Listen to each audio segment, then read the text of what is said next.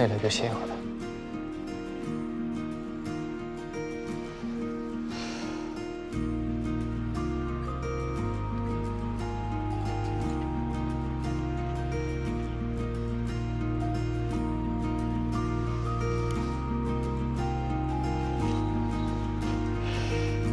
充电完毕，我继续了。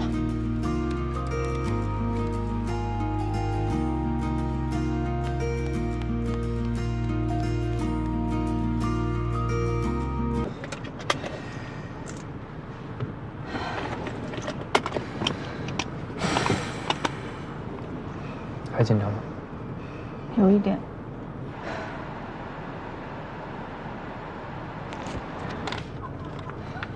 给你的。小时候你追着我跑，说越过前面这条线就是终点了。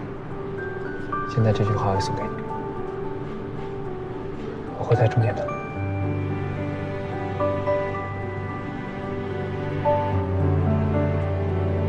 所以这是我的实习工作概述。那我觉得实习工作就是大学学习生活中的最后一小步，也是大学的领域。对，老师好。在实习期间，我进入的是同济医院担任调解工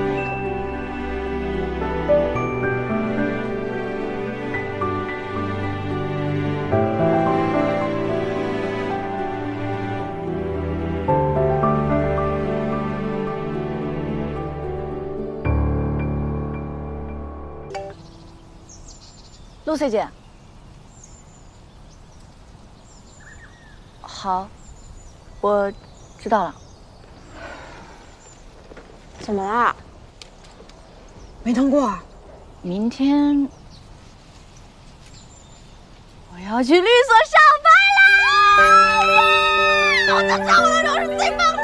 还有一个，你去帮我让了，我要去帮我喜欢的人啦。爱情的酸臭味。我也想拥有。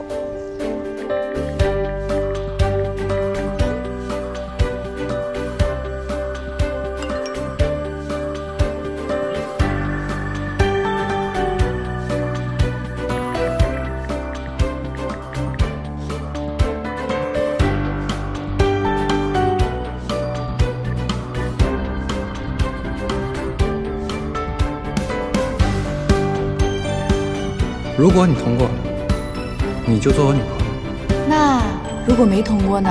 我愿赌服输，把我自己赔给你，做你的男朋友。